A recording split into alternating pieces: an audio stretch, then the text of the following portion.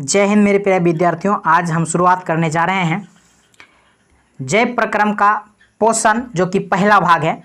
Life process का nutrition पहला भाग है, उसका ऑब्जेक्टिव क्वेश्चन।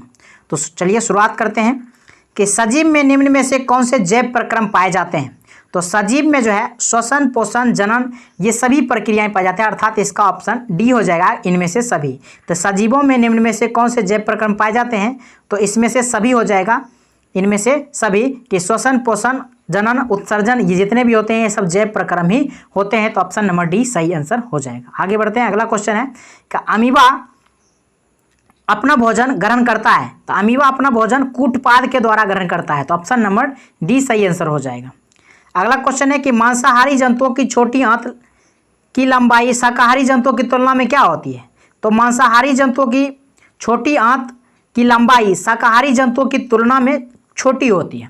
तो मांसाहारी जो जंतु होता है, यानी कि मांसाहारी कह सकते हैं जो भी जंतु होता है, उसको सेल्यूलोज का पाचन करना होता है, जो कि हरे घास जो खाती है उसमें सेल्यूलोज होता है। क्या होता है वह, उसमें होता है सेल्यूलोज। और सेल्यूलोज को पाचन करने के लिए क्या होना चाहिए, सेल्यूलोज को पाचन करने के लिए होना चाहिए उसकी लंबी आंत होनी चाहिए। छोटी आंत इसीलिए लंबी होती है सेल्यूलोज को पाचन करने के लिए। तो इसका ऑप्शन क्या हो जाएगा, ऑप्शन ए इसका सही आंसर हो जाएगा। आगे बढ़ते हैं, अगला क्वेश्चन देखते हैं। अगला क्वेश्चन है कि पैरामीशियम एवं अमीबा जैसे एक कोशिकीय जीव में पाए जाने वाले पोषण की विधि को क्या कहते हैं। तो पैरामीशियम एवं अमीबा में जो एक कोशिकीय जीव, ये दोनों पैरामीशियम अमीबा दोनों एक कोशिकीय जीव हैं, इसमें जो पोषण की विधि होती है वह पोषण की कौन सी विधि होती है। तो पोषण की प्राणी संपोषण होता है, इसमें प्राणी संपोषण। अब आप लोगों को जब डिटेल पढ़ाएंगे तो प्राणी संपोषण के बारे में भी बता देंगे कि क्या होता है प्राणी संपोषण। आगे बढ़ते हैं अभी फिलहाल कि क्वेश्चन है कि निम्नलिखित में से कौन एक अपघटक है। तो इसमें से कौन एक अपघटक है। तो बैक्टीरिया जो है एक अपघटक है। बैक्टीरिया क्योंकि दूसरे जीवों को मार करके खा जाता है, इसीलिए इसको क्या कहा जाता है, अपघटक कहा जाता है। आगे बढ़ते हैं, अगला क्वेश्चन है कि क्लोरोफिल वर्णक का रंग क्या है। तो क्लोरोफिल वर्णक का रंग होता है हरा, इसी के कारण पत्ते क्या होते हैं, पत्ते हरे होते हैं। आगे बढ़ते हैं, अगला क्वेश्चन है, अगला क्वेश्चन है कि क्लोरोफिल अणुओं को कहते हैं। तो क्लोरोफिल अणुओं को कहते हैं प्रकाश संश्लेषी इकाई, क्योंकि क्लोरोफिल की उपस्थिति में ही प्रकाश संश्लेषण की क्रिया होती है, इसीलिए क्लोरोफिल की प्रकाश संश्लेषण की इकाई कहा जाता है क्लोरोफिल को।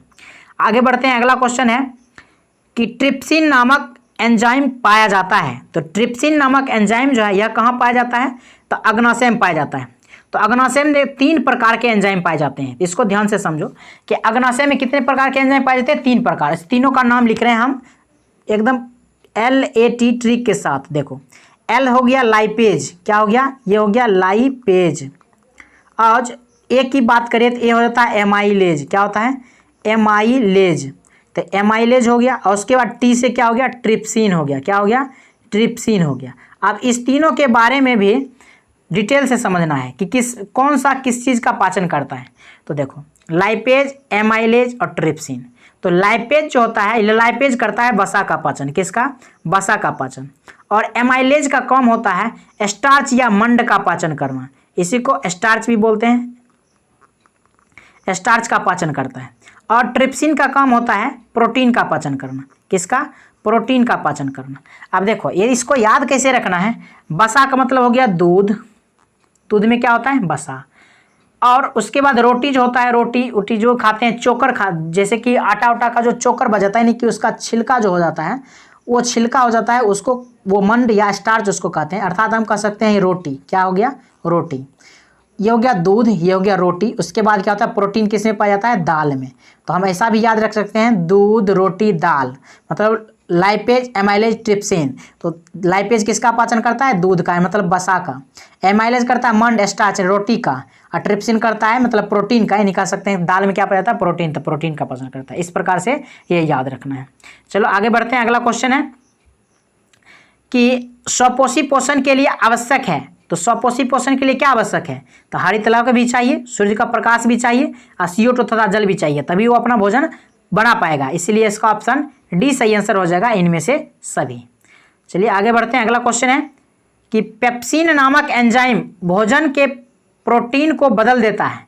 तो पेप्सिन नामक एंजाइम जो है भोजन के प्रोटीन को बदलता है पेप्टोन में। देखो, पौ से प्रोटीन, पौ से पेप्टोन, तो दोनों याद रखना है। प्रोटीन को किस में बदल देता है? पेप्टोन में बदल देता है। आगे बढ़ते हैं, अगला क्वेश्चन है कि निम्नलिखित में से कौन मनुष्य के मुख गुहा में पाई जाने वाली लार ग्रंथि नहीं है? तो लार ग्रंथि मुख में 3 प्रकार के लार ग्रंथि होता है। जो कि सबसे बड़ी ग्रंथि है उसको पैरोटिड ग्लैंड कहा जाता है। पैरोटिड ग्लैंड जो है यह सबसे बड़ी है। उसके बाद होता है सब मैंडिबुलर, सबलिंगुअल। तो ये 3 प्रकार के मुख में ग्रंथियां पाई जाती है, जबकि ब्रूनर्स नहीं पाया जाता है। तो यही सी नंबर इसका ऑप्शन सही हो जाएगा। कि पूछ रहा था कि कौन सी ग्रंथि नहीं पाई जाती है, तो ब्रूनर्स जैसे ग्रंथि मुंह में, लार में नहीं पाई जाती है, मुख में नहीं पाई जाती है।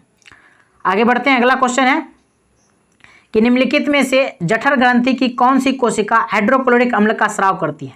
तो जठर ग्रंथि की जो कोशिका होती है उस कोशिका में कौन सी कोशिका जो है यह HCl अम्ल निकालती है? यह HCl अम्ल निकालने का काम भित्तीय कोशिका करती है। कौन? भित्तीय कोशिका। आगे बढ़ते हैं, अगला क्वेश्चन है कि छोटी आंत में भोजन का पाचन में निम्नलिखित किस रस की भूमिका होती है? तो छोटी आंत में जो होता है भोजन के पाचन में यह अग्नाशयी रस, आंत्र रस और पित्त रस, इस सभी प्रकार के रस जो है सहायक होता है। तो इसका ऑप्शन क्या हो जाएगा? ऑप्शन नंबर इसका डी सही आंसर हो जाएगा, ऑप्शन नंबर डी। आगे बढ़ते हैं, अगला क्वेश्चन है, अगला क्वेश्चन क्या दिया हुआ है कि वह विधि जिसमें जीव पोषक तत्वों को ग्रहण कर उनका उपयोग अपने वृद्धि एवं जनन के लिए करते हैं क्या कहलाते हैं? तो यह क्या कहलाते हैं? यह कहलाते हैं पोषण। क्या कहलाते हैं? पोषण कहलाते हैं। पोषण में क्या होता है कि हम कह सकते हैं कि पोषण वह विधि है जिसमें जीव पोषक तत्वों को ग्रहण कर उनका उपयोग अपने वृद्धि एवं जनन के लिए करते हैं। आगे बढ़ते हैं, अगला क्वेश्चन है, आमाशय में भोजन के गाढ़े लेई की तरह के स्वरूप को कहते हैं तो क्या कहते हैं? इसको काइम बोला जाता है। क्या बोला जाता है? काइम बोला जाता है। आमाशय में भोजन के गाढ़े लेई की तरह स्वरूप जो होता है उसको काइम बोला जाता है। आगे बढ़ते हैं, अगला क्वेश्चन है कि इनमें से किसके द्वारा अमीबा का अंतर्ग्रहण होता है? तो यह जो है कूटपाद के द्वारा अंतर्ग्रहण अमीबा करता है। आगे बढ़ते हैं, अगला क्वेश्चन है कि आहार नाल का सबसे लंबा भाग कौन सी होती है? तो आहार नाल का जो सबसे लंबा भाग है वह छोटी आंत होती है। आहार नल का सबसे लंबा भाग कौन सी होती है? छोटी आंत होती है। आगे बढ़ते हैं, अगला क्वेश्चन है कि मनुष्य में पाचन क्रिया का आरंभ कहाँ से होता है? तो मनुष्य में पाचन क्रिया का आरंभ मुख गुहा से ही हो जाता है, क्योंकि मुख गुहा में 3 प्रकार की ग्रंथियां पाई जाती है। उसके बाद लार ग्रंथि भी होता है, तो लार ग्रंथि से भी एंजाइम निकलते हैं जिसके कारण मुख से ही मतलब भोजन का पाचन या कह सकते हैं पाचन क्रिया प्रारंभ हो जाती है। आगे बढ़ते हैं, अगला क्वेश्चन है कि वसा के पाचन में सहायक है। तो वसा के पाचन में कौन सहायक होता है? तो लाइपेज जो है यह वसा का पाचन, अभी हमने बताया था ये लाइपेज वसा का पाचन करने में सहायक होता है। आगे बढ़ते हैं, अगला क्वेश्चन है कि रक्षी कोशिकाएं पाई जाती है। तो रक्षी कोशिकाएं किसमें पाई जाती है? तो रक्षी कोशिकाएं पत्तियों में पाई जाती है। आगे बढ़ते हैं, अगला क्वेश्चन है कि वायुमंडल में CO2 कितना प्रतिशत विद्यमान है? तो इसमें जो है ढेर सारे क्वेश्चन बनते हैं। देखो, जिस समय सांस लिया जाता है तो 78% क्या होता है? नाइट्रोजन लिया जाता है, और लगभग 21% ऑक्सीजन लिया जाता है, और 0.03% कार्बन डाइऑक्साइड लिया जाता है।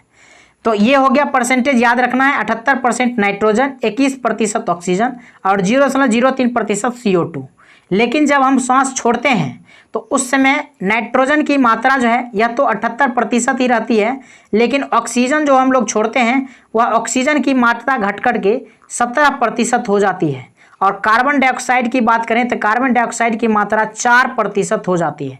तो ये भी पूछा जाता है कि जब सांस छोड़ा जाता है, मतलब कह सकते हैं इनहेलेशन प्रोसेस में जो है 4% कार्बन हो जाता है और 17% ही ऑक्सीजन बचता है।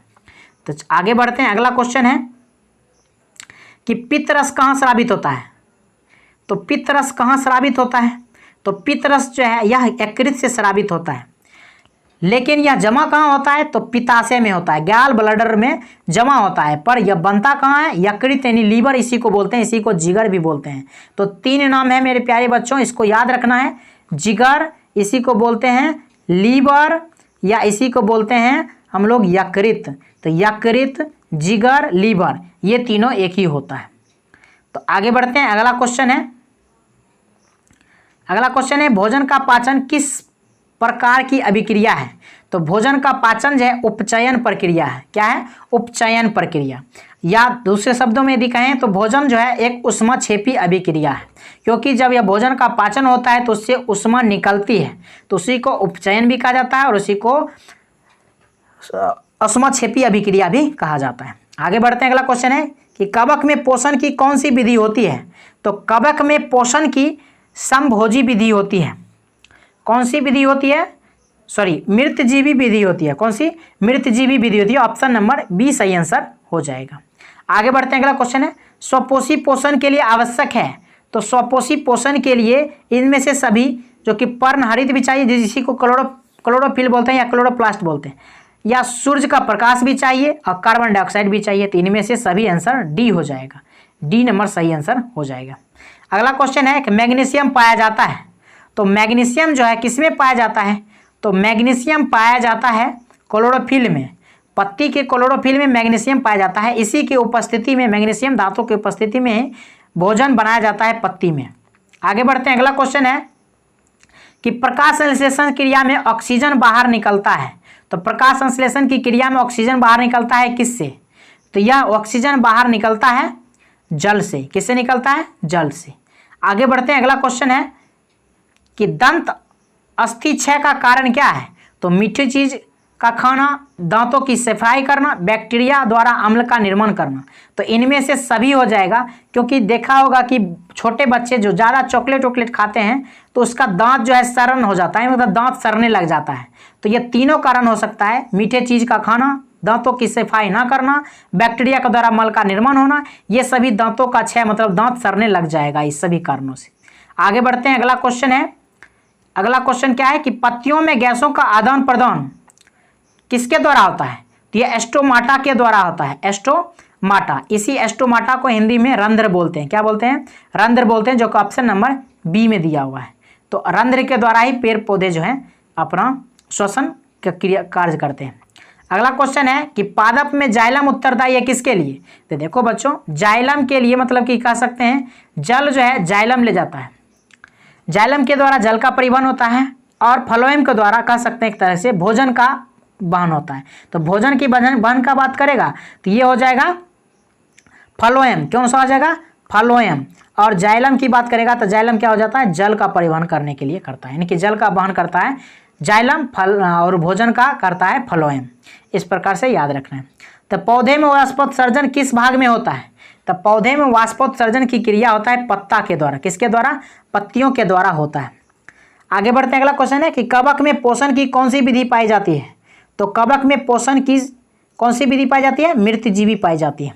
तो इस प्रकार से 32 क्वेश्चन इस चैप्टर में था, तो हमने करा दिया। आई होप कि बहुत अच्छा समझ में आया होगा बच्चों। तो यहाँ तक वीडियो के देखने के लिए बहुत बहुत धन्यवाद। जय हिंद, जय भारत।